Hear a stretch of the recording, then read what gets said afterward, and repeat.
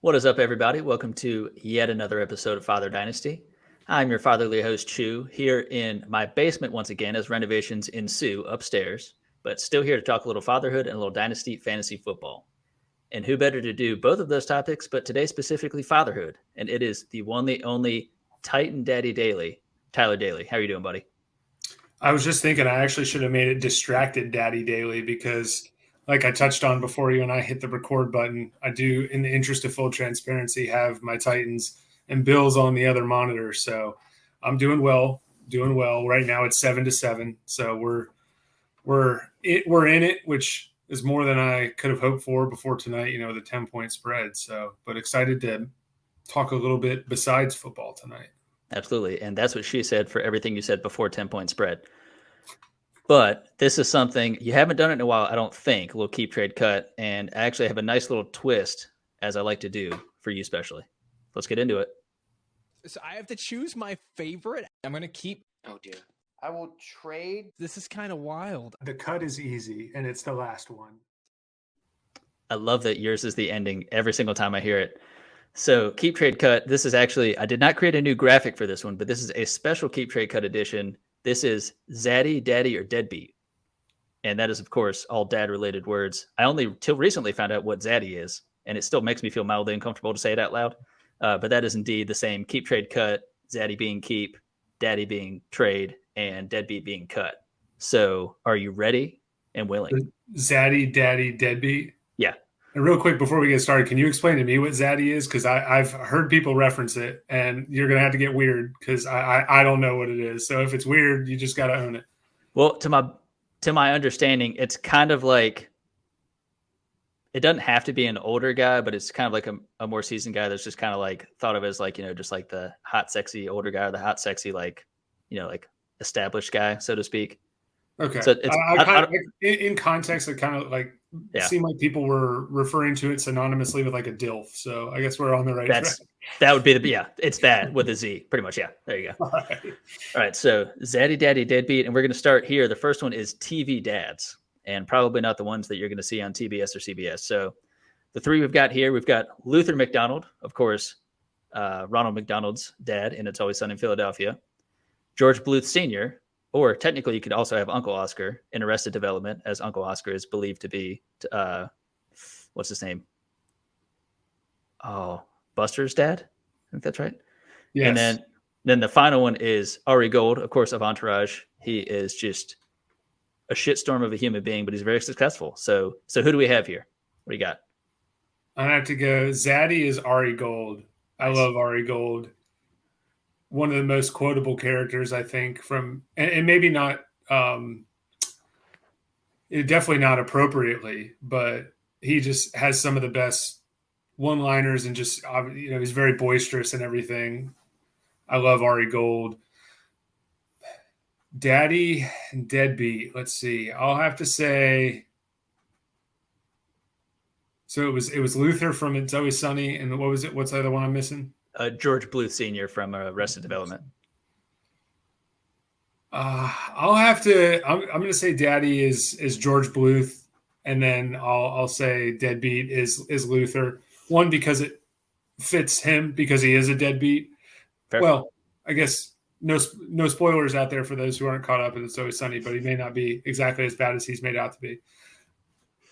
But there's just not as much depth of character there. And George Bluth Sr., we see a lot more of him. And, man, you and I have touched on it before, but that show is just so well written and has so many layers to it. And every time I go back, there's something like George Bluth Sr. is saying or doing in the background that's just so witty and cunning. And so I can't get rid of him. Fair enough. And I will say I did love in Arrested Development how it was literally just having him truly be just George Bluth Sr. and then his Uncle Oscar, which is his brother, which is just him with like a horrible, horrible thinning wig. So give him a lot more TV time, which was well worth it. But the next one here, the inverse. So this is topic 2 TV moms. And a couple of these align a little bit here. So we have Charlie's mom, I didn't realize we don't ever actually find out what her name is from It's Always Sunny in Philadelphia. Lindsay Buth Funke, Arrested Development, of course. And the last one, bit of a wild card in my opinion. Jan Levinson, No More Gould. So what do you got? Oh wow, that's a really good set, and very Very all different. over. Yeah, very all over the place. So I'll have to pause for a second here. I will. So it's Charlie Kelly's mom. Yeah. Jan Levinson Gould. I always forget the middle one. Lindsay Bluth Funke. She's the deadbeat for me. Yeah. I don't think that her character does a lot for me. I mean, she's there to enhance Tobias. Like, she's just basically there as like a performance enhancer for Tobias. And I don't obviously mean that in a literal sense, because they can't do that. It cuts against pretty much exactly what Tobias is. Yeah. But so she's the deadbeat. I'll have to say Jan Levinson Gould is daddy. And then Charlie Kelly's mom is the zaddy. It might be a little of a hot take, but her character is so funny between the OCD stuff, off on, where she flips all the switches 3 times that Charlie doesn't die. Yeah. Her being just apparently like a filthy whore, and all while she's like the most innocent looking character, and it basically looks, like just a sweet old lady. I really appreciate her character. So yeah, much to like you said about It's Always Sunny's writing, it's funny that like these, I don't know when they started, if like they thought like they were truly ancillary characters, but like later in the seasons, like they truly had like Mac's mom and Charlie's mom, of like them like literally moving in together, like basically episodes dedicated to just like parent type stuff.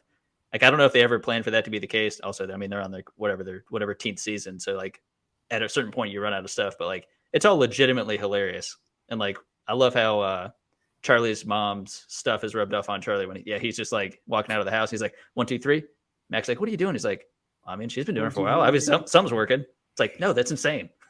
Mac's mom is actually a really funny character too. Just It's more so, I guess, the dynamic between the two of them, because she speaks and grunts and he can translate what she's grunting towards. So yeah, those are two. That's a really good pick to include in there, and I'm glad you did. Good deal. Well, we're gonna go out of the TV world and into the real world, and I'm not actually mentioning the Real World TV show. That would be a very good pun. Third one here, we've got kids being difficult, and this may depend on how Emma does each of these. So this is which of these, like the difficulties of these. So which ones are the easiest to deal with.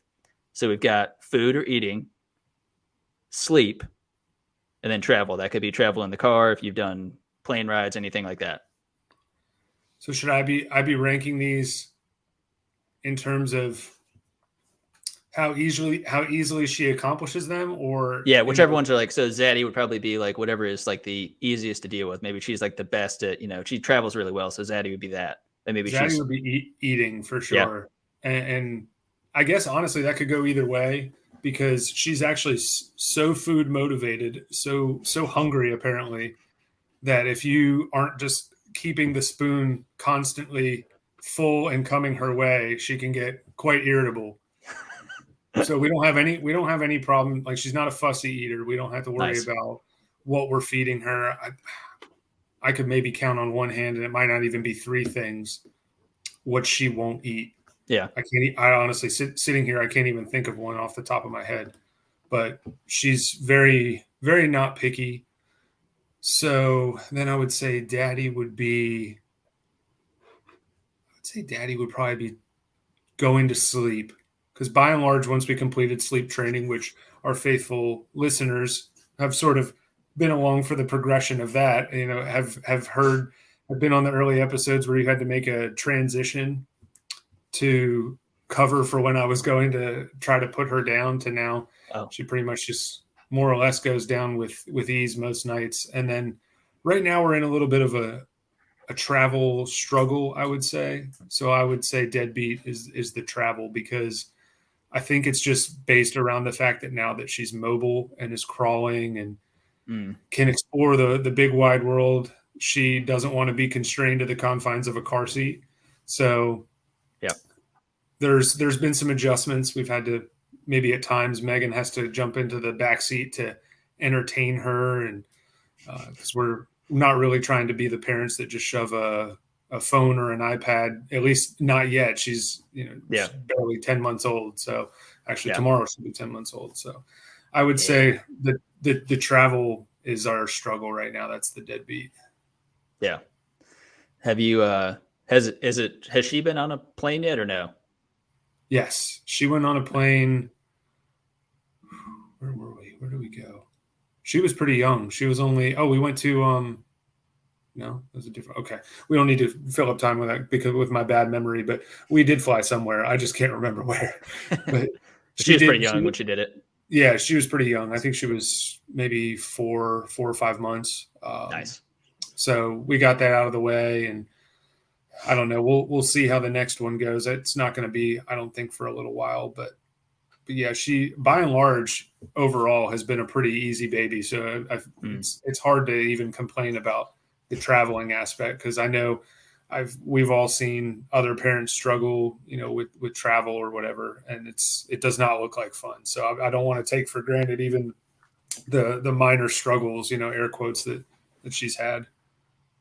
No, I definitely envy the only time Finn's been on a plane was we went out to Colorado when my brother was out there, and that was, I mean, flying out there wasn't horrible, but when we came back, it was literally on a red eye.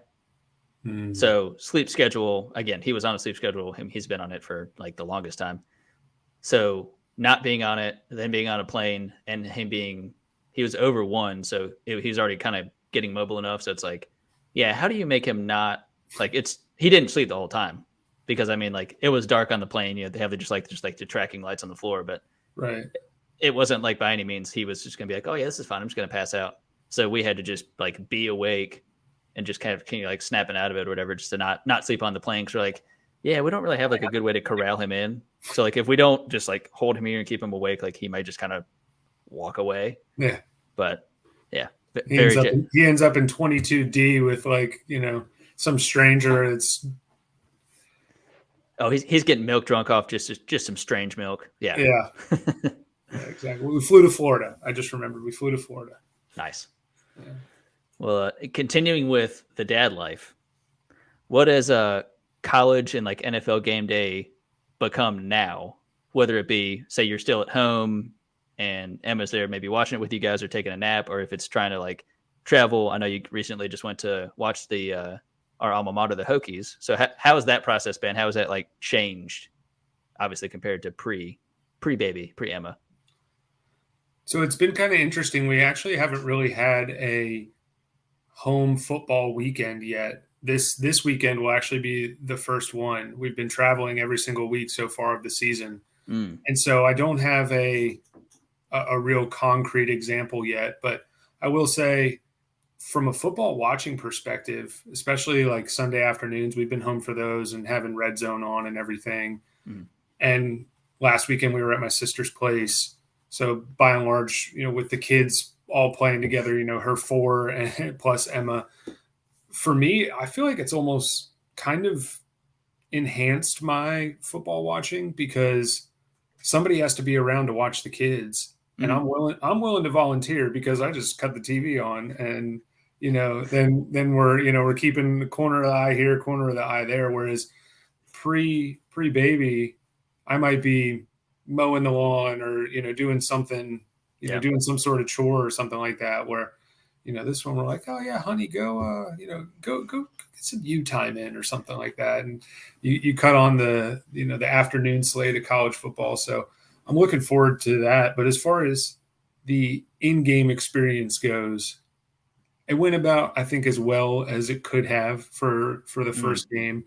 It worked in our favor that it was an 11 a.m. kickoff which from my Virginia Tech football watching career, is super unprecedented. I don't actually remember us ever having an 11 a.m. kickoff.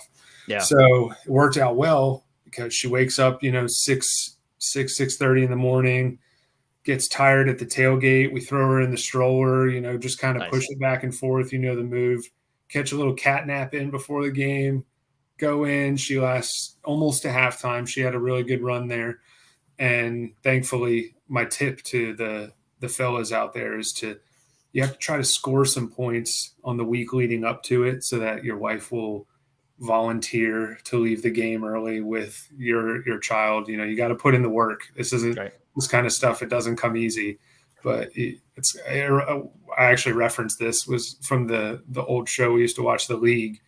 And it was like, instead of like Terrific Lady Day, it was like Terrific Lady Week. You just try to chip in all week and do a little bit extra so that, you're thought of in a positive light when you get to game time on Saturday. So Megan was gracious enough to leave with Emma a little bit early, and actually her parents left with her as well because they came up for the game to get the Blacksburg experience. So Nice. they're always willing to do whatever to get some more Emma time. So if you can get some family support, I think it really helps you get in the extra football watching.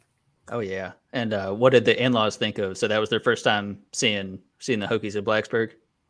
Yeah, absolutely. I wish it could have been a better game, both from the Wofford? fact that we didn't one the opponent, two the fact that we didn't really blow them out. I mean, Yeah. ended up winning by 20 points where it was never in doubt or anything, but it was kind of a sleepy day. Yeah. But it was Military Appreciation Day, so there was a little bit more fanfare. The Corps cadets were well represented, and I was kind of surprised there wasn't a flyover, but they really enjoyed the atmosphere. My brother-in-law Ryan is a really big Metallica fan, just like across the board, so he really enjoyed finally seeing Enter Sandman and seeing what all that was hyped up to be. But it definitely at least made me a little hungrier to get them back for a game that actually has some oomph to it. So if Brent Pry can get this thing back on track, and maybe we have like a ranked matchup sometime over the next couple of years, we'll try to get him back and show him like a night game, Lane Stadium, something like we'll see on Thursday, versus West Virginia. That'd have been a really good game to try to get them to. But the logistics of coming up from Alabama, 6.5 hour drive and everything, that makes a weekday trip, obviously a little bit more difficult. But by and large, they said that, they really liked it. And my father-in-law kept talking about how clean Lane Stadium was, which I really had never heard anybody describe it that way. Not saying it's filthy, but it was good to know at least that Comparatively. Comparatively, he's been to a lot of SEC stadiums. So Okay. We got that going for us. We may not be winning games, but clean stadium. I'd say we're winning the sanitation award. I guess it's not absolutely filthy. I do just think of just the number of small like whiskey airplane bottles that are scattered throughout, but otherwise not too much vomit. We usually keep that to the tailgate and outside the stadium. So yeah, I guess it's probably not too bad. Have some class. Yeah. Yeah. Well, and I guess a lot of our watching was done in the student section, and so that's naturally going to be a little dirtier. So we're going to think of it a little different than what's going on in the West stands with Bev and Bill. So yeah, very true. It's a classy affair when you go with Bev and Bill. I understand that. Yeah. And I do remember, I forgot how recent the interview was, but Trey Boston, former safety for the Panthers, he played at Boston College. I know he played within the ACC. That's right. Yeah, because he's on the ACC network now. That's what it was. Okay, he specifically had spoken about one of the places that was tougher to play, and he specifically mentioned Blacksburg. He was like, "Man, when they get that song going, and everything, he's like, you hear Enter Sandman, you hear the student section, so we have Trey Boston's respect, and that's all that matters." Yeah. Well, I think you kind of answered this one a little bit here, but I know you have the lovely new, we'll call it a sunroom in the back there of the house. So you have the B-Dubs TV. I don't feel good doing this. B-Dubs TV hanging rod, if you will. That's right. Yeah, just it's hanging like that. And so I think I got the outdoor view, kind of like looking into it. So it's just surrounded by the windows. You have the TV hanging down. You got the fan perfectly set up in there. So have you gotten to really enjoy any bit of sports in that room yet, or not quite? Yeah. So unfortunately, took in the week 1 loss to Old Dominion on the porch with my buddy and fellow Virginia Tech alums. Actually, my buddies Andy and Ryan. So they came over and watched the game and smoked what if you may or may not have heard of these, are called shotgun shells. They're a very fantastic treat. It's basically you just take a manicotti noodle and make some sort of like cream cheese mixture and pipe it in there, wrap it in bacon and smoke it. So I made a buffalo chicken mixture to put in the middle, wrapped it in some bacon and dusted some dry ranch seasoning on top of the bacon, smoked those bad boys. And we really enjoyed ourselves up until the fact that Virginia Tech blew the game. But overall, I'm very excited because it looks like our forecast is about to take a dip, and we're going to have some very hot days this week, and then we fall down into the low 80s, which may not sound cool to you folks up north in Virginia. We got teased this past weekend with the Virginia weather. It was phenomenal up there. Like, I think the high, it got to like 81, and in the morning it was 65. It felt so good outside. But we're still struggling down here in Charlotte, and we're still sweating our balls off. But looking forward to enjoying a full slate of games for the first time this weekend. But yeah, we've got, it's screened in, so we get a good airflow going through there, plus the 2 ceiling fans mounted, like you said, mounted the TV to the ceiling, got the sound bar on top of it. Ooh, so nice. And then I don't know if I had it out there when I sent you the picture, but I do have the mini fridge out there that's fully stocked of a couple waters, but mostly my personal favorite Miller Lights. So classic. Looking forward to that. And actually the little table outside has a fire pit in the middle. So maybe even can roast some s'mores come time for some cooler weather. So. And I'm sure if we do a roast me or toast me segment later on, you can go ahead and just take your laptop out there and just go ahead and fire that up when you roast me on one of the trades that I do. I still have high hopes of actually recording a live episode at some point out there. So we can. I haven't properly named the screened in porch yet, but we'll have to come up with a name so we can be live from X, and we're going to get an episode recorded out there at some point. Well, I love that. This is very much like Foursquare back in the day where we check into the Wesley Hall. So, I mean, if we need to get also a neon sign for that back there, Megan will not like that at all. So we need to make it mobile, but that'd be fantastic. Oh, those were the days, man. The Wesley Hall. Oh, man. Well, so in terms of other spaces, so what has Emma commandeered? So that could be just kind of her things are kind of kept to this corner. She now has this half of the room because she likes to play there, and just why the hell not? How has that kind of been? Have you lost a part of your household, or has it mostly been confined to her room? I think the best way to describe it is probably that she's like colonized our house, and that she hasn't really like taken over anything, but there's just her things are a little bit over here and a little bit over there. And a lot of it has to do with, I guess, mostly the fact that one or both of us, most of the time, like one of us is watching, because our work schedules, just the way we're having to work it, is very come and go. And so sometimes, I walk in the door and she's down, we're downstairs and mom leaves because she has a meeting or something, or, my favorite spot actually to hang out is either up here in the office and put her in the pack and play, or out there in our little loft where it's not really like a man cave. I call it my spot because that's where the Xbox is. But we now have a fence I put up. Oh, dude, love it. Is it the multicolored fence? No. This is like a legit. Like I had to mount it into the studs and everything. Like I had to drill. Those are the good ones. Yeah, I had to drill holes and all that. Like nice. This is a serious long-term type project. But so I shut all the bedroom doors and I closed the gate. And so then I throw a bunch of toys out. So it's like if I'm on my laptop, or taking calls and having to get some work done, I know that even if she's drifted out of my sight, there's nothing in the vicinity that could physically harm her. So it's like, unless I hear just like that giant, like, that big thud or something, we're doing okay. And how has that? So when you're trying to figure out how you baby proof, and I actually have done this, do you literally try to get their perspective and like get on the ground and be like, I've always heard that. What can I get? What can I reach? Yeah, we had kind of a slap in the face in terms of baby proofing this evening, because my mother-in-law went around and got little outlet covers that just plug right in to all the open outlets. Mm. So Emma discovered today that she can just rip those out. She just Dude, really? She just grabs them and just pulls them right out. That's impressive. So wow. We're gonna have to figure something else out in that regard. And then the other one, a lot of people will put those. I don't know if you guys did this, but they're like the little safety catches on your cabinet doors. So you have to. Oh, those things are a nightmare. Yeah. So I've hurt myself worse than Finn probably would have hurt himself if he got into them. So I really don't want to put those on, but this evening, she was taking the cabinet door and just pulling it and then just like letting it smack.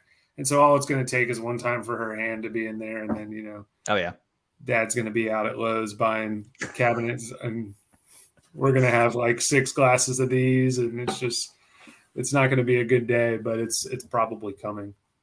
Oh yeah. Finn had that. We went to Smith Mountain Lake with my in-laws. They had, I want to say it was Labor Day weekend or Memorial Day, 4th of July, something like that. And they had rented a place for like the holiday weekend. So we went there, and of course, it wasn't like they had like the slow closed drawers, right? Which like slam proofs or whatever. Yeah, which I think we had at the last house in the kitchen. So I mean, Finn doesn't know what that is either. But so I think he was like opening it, and I know at my mom's house, she had like a drawer for him that he could reach, and it was just like a bunch of Tupperware he could just play with.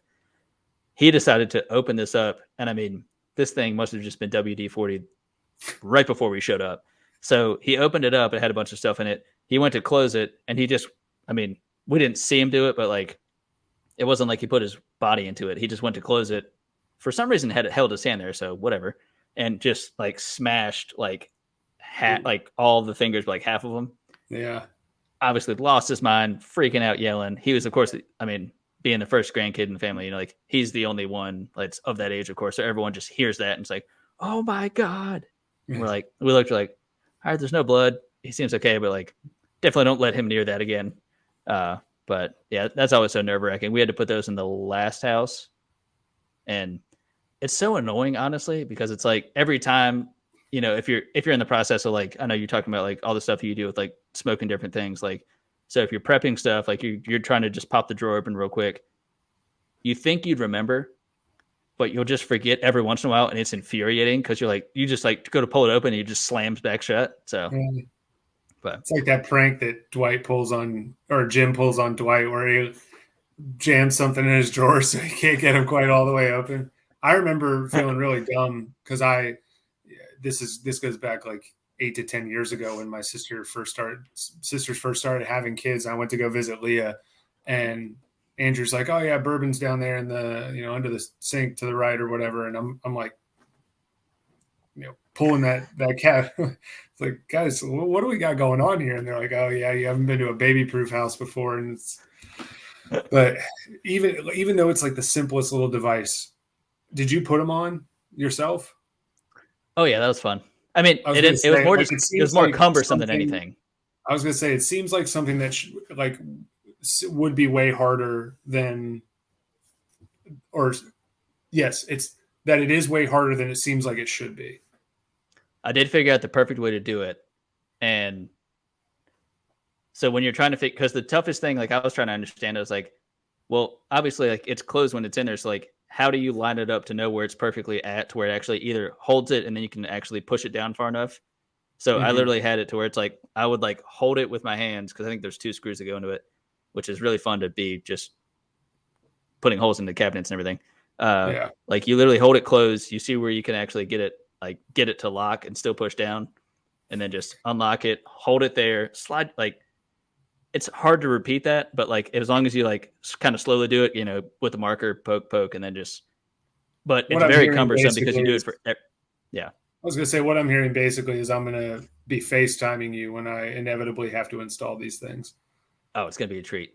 Yeah. You'll feel glad that your kid's safer, but that'll quickly fade away. Yeah. So, yeah. Well, speaking of things fading away, how have the parent hangovers been? How many of those have you really gotten to experience, in the sense of like last night was horrible and maybe like the both of you indulged? So it's kind of like how you tackle that in terms of like, all right, well, you're yakking, so you yak, I'll give it like 10 minutes, then I'm going to yak and you come back. I did not mean to rhyme, but I did. There was really only one that sucked, and then like it changed everything moving forward. And I've kind of been killing it lately, if I can brag on myself a little bit, because Nice. the one hangover, my wife and I, we got in. I call her my wife. You know who Megan is. Megan and I get invited to. I'm familiar. Megan and I get invited to this gala that we were doing, like a big charity fundraiser all year through my company. Nice. And they just at the last minute, I guess first and foremost, we invited like a lot of our customers to, and some people backed out or whatever. And so we get a last minute invite to this gala.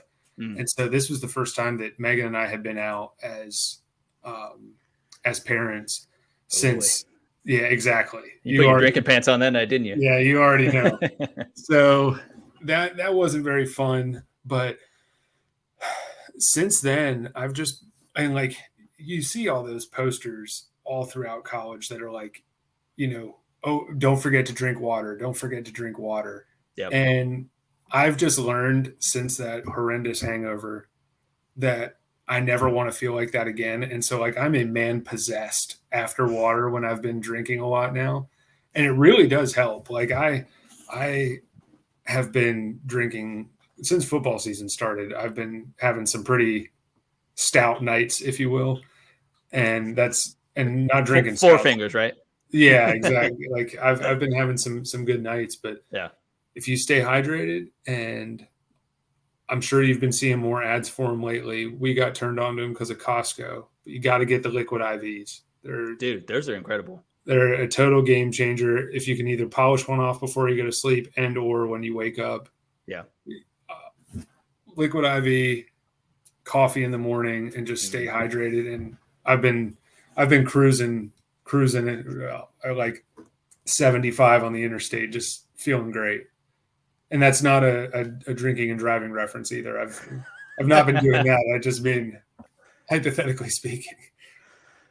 Officer, this is not incriminating at all. This is strictly a figure of speech. Yeah, that's not an admission of guilt. That's right. I was gonna say, I know college days probably between you and Harris. You guys were the ones that could reach the figurative mountaintop of drinking. So you feel as though you're not hampered too much. You can still get the water, get the liquid IV, and it doesn't like next morning you're not like dragging for a couple hours, that sort of thing. Yeah, and it just honestly it makes me wish I would have put more of a focus on that, 10 to 15 years ago, because we had some pretty rough, Sunday scaries and everything, and really could have done myself a lot of favors, I think, if I would have just drank more water. Yeah. Well, I don't know if water has helped with any of these, but what has been your biggest parenting hurdle? Like what's the thing now? What's the current thing that is like kind of like the recurring thing that you're trying to like work on, whether it be like just problem solving and try to just troubleshoot with something Emma's doing, or something that you, Megan, are trying to just sort out like schedule wise or process wise? Yeah. Sorry, I lost my feed here on my Titans game. We got to try to see what's going on. I bet Discord. Yeah, I think the biggest struggle has been I wouldn't say work-life balance, but just the work responsibilities meets parenting, because Megan and I both have more or less what you would consider like hybrid type positions. With me being in field sales, I need to be out going to see customers, constantly trying to either take care of customers I'm dealing with or continue to grow the business. And so I need to be out. And now ESPN, where Megan works, is asking them to come into the office a little bit more. And so we have Emma on a half-day program. And so while that's great, for 4 hours a day, that leaves some time in the afternoons. And so she and I have just been trying to work out a balance, where I try to be respectful of her career and vice versa, because we both take our job seriously, but we also both want to be present with Emma. So that I'd say that's kind of our biggest struggle, is just, and I think it'll be kind of a continuing battle, just because, as long as you're both working, you're always going to be be trying to figure out how to maximize your time while you're at work, but then also, it's kind of hard, especially like you want to be at home, you don't want to be missing things. So it's just a kind of I guess the best way to put it is like a constant moving target. Mm-hmm. But yeah, I mean, I definitely understand what you mean in terms of it's with two people working, it's like awesome. That's conceivably, more household income to help, support the family. And then it's like, yeah, but we're trying to support the family of like, this is the family. This is, this is the kid. So it's like, how do we do that? How do we kind of be present, but also, I don't know, obviously get the job done? Because with either of your careers, it's not like you're trying to be like, all right, well, I'm just going to let this career go by the wayside and I want to, be home. It's like, how do you kind of balance the two? And I mean, even with Finn now, he's in preschool now. He actually only lasted about a week at a new preschool. And then we looked up the parenting handbook. They actually have a 3-strike policy. He never got any formal strikes and it was never fully on him, but it's kind of like the feeling you get with the people. So there's like the apps like Bright Wheel and those sorts of things where it's more like just basically social media for parents and teachers and like connecting that whole process. And it's kind of just like a disconnect of like, oh, Finn did this day and Finn did that and he's not doing this and he didn't do that. It's like, he didn't nap for 30 minutes. It's like, he doesn't nap at home and we like put him in his room, like with a toy and a book and like his bed. I'm like, so you think he's going to stay on a mat and not interrupt people for 30 minutes? It's like, I agree he's not going to do that. And that's probably frustrating for you guys, but I'm like, I don't know who you program these little robots to also like that they would do that and he won't. And it was going to be a first full day thing. So it was going to be from 8 to 5. So his only time that he was away with us that long was with my mom. And that's when he was like basically born. So we got spoiled with that and then going from like this. So he actually lasted 1 week at that preschool. Then he bowed out and they went back to the other preschool where it's only from like 8 to 1:30 or 8 to 1. So yeah, that's very similar to the setup we have. Yeah. So we're still left to kind of, figure out that latter part of the day. But thankfully, I mean, Marla works from home fully, but she also does real estate. So that, that's, 2 jobs there. And then thankfully, I literally work like a mile from the house, but I physically do have to go in. So thankfully, there's flexibility with that. But yeah, it's a balancing act that it's kind of just like, even once it's getting to start like public school and stuff, like, how does that work? It's still not the full day. So it's like, it's still a back and forth of picking them up and all that kind of stuff. So, yeah. But what has been your favorite parenting experience thus far? Like the coolest thing she's done or like just the most, awesome thing you guys have all got to do together? I feel like I'm probably missing something like way more sentimental than what I'm going to say, but it's just fresh in my mind right now. But Megan got us field passes to go on to the field on Saturday. So I don't know if you've seen my updated Twitter picture yet, but that was pretty cool. Yeah. I've only been on the field a couple times and it was always from a work perspective, picking up odd jobs for ESPN when they came to campus when we were in school. Mm-hmm. So I've never been on the field truly as a fan, at least when there was a game going on. So getting to go onto the field with Emma and with Megan was really cool.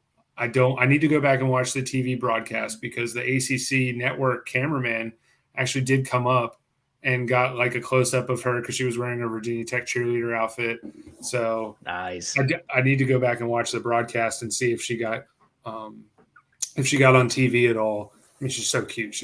Of course she got on TV. But that one shoots right up to the top. But like on a macro type level, I wanted to mention like it just, I don't know if you would echo that you notice this change too, but like getting to connect with people on like a totally different level than you did before. Like I would say even for like between you and I, and then like between my sisters and just like other customers I have when they have kids. And it sounds really corny, I think, and cheesy, but like when you have that shared experience, it just brings you on a different level with people and in a good way.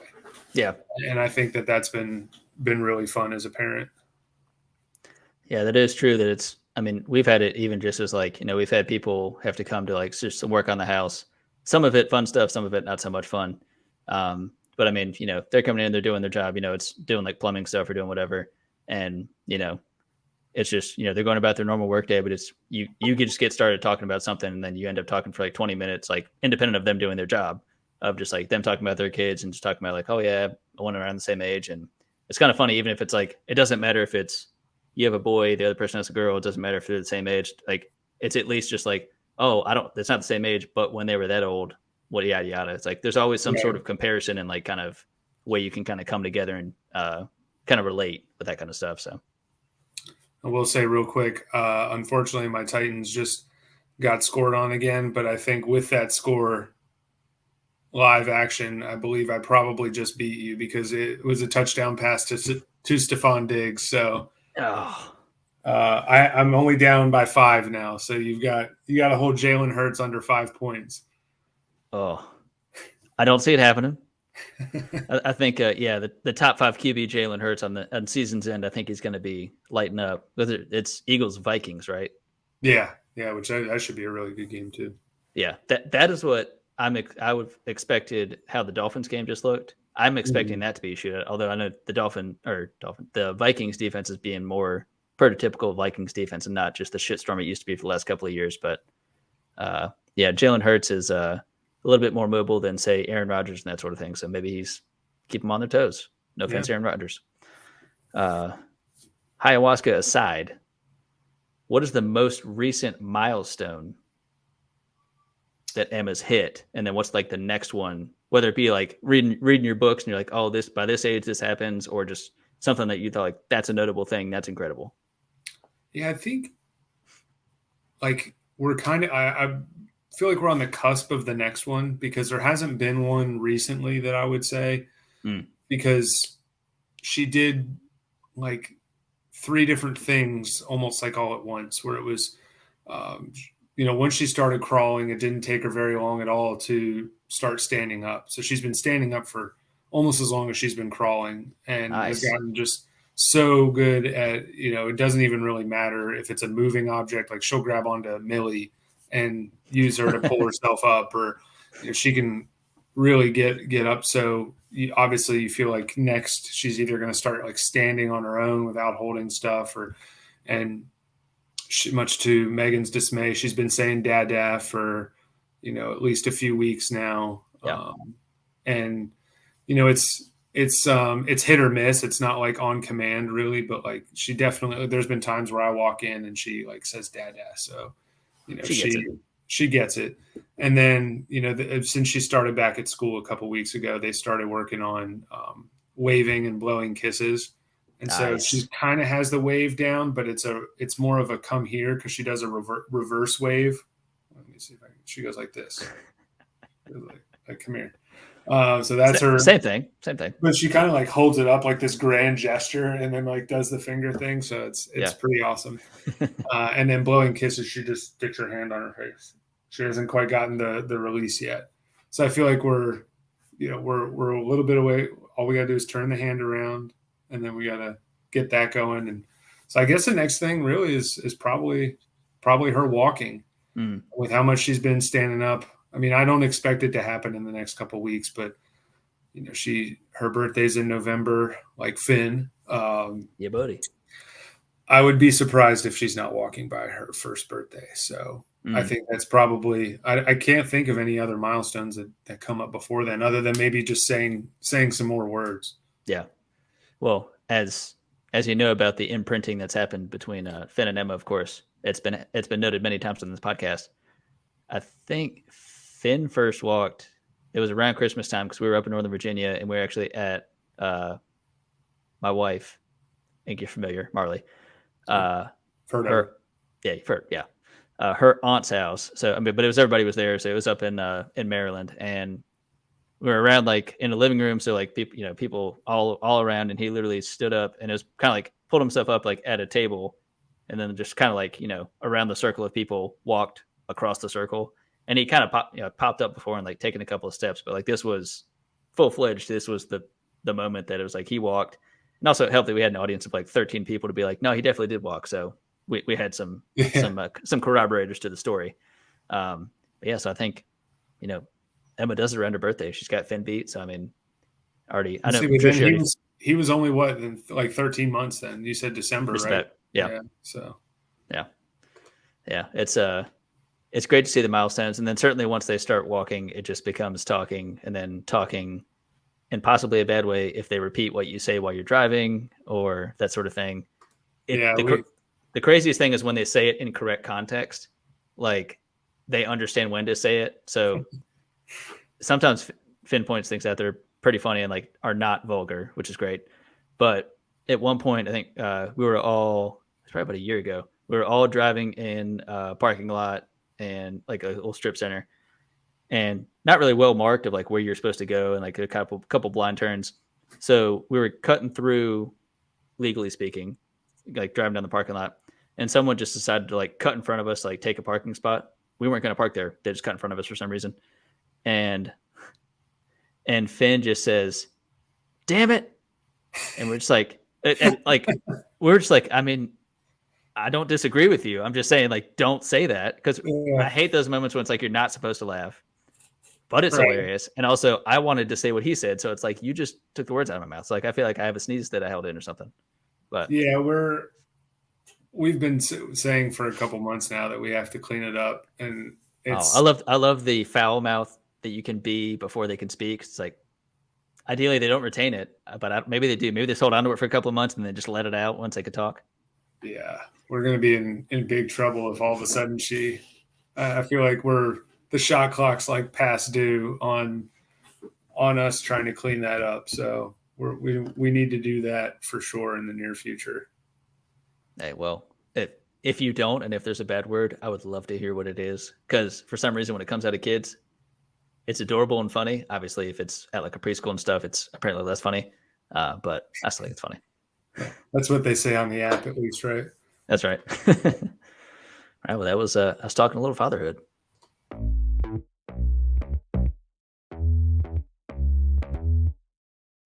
Tyler, you've been here before. Titan Daddy Daily, you know what to do. This is the final word. You've got a quote. You've got maybe some parting words for your Titans here. I know the game's not over, but maybe you want to will them to win, or maybe a shout out to your wife, shout out to your daughter, whatever you got to do. So I've got 3 quick shout outs. My friends Ray and Mariah told us last week they're pregnant. So another good friend joining the fatherhood, the brethren of the fathers, if you will. Of course. Want to give a quick thanks and a shout out to Jacob Ridgway, also a frequent guest of the show, for on very short notice keeping Millie last weekend so that we could go to Virginia Tech and not have to worry about boarding our dog. Oh, yeah. And then actually she's right here. So she wants to be a part of the last shout out. Want to shout out Millie. Yesterday was her 3rd birthday. Yeah. So shout out to Millie. She's obviously thrilled to be on camera. Well, happy birthday, Millie. Yeah. She's our little 3-nager. So that's all I got for you. Wonderful. I appreciate you coming and talking a little fatherhood, little dog fatherhood as well. And go Titans. Go Titans. See you, brother.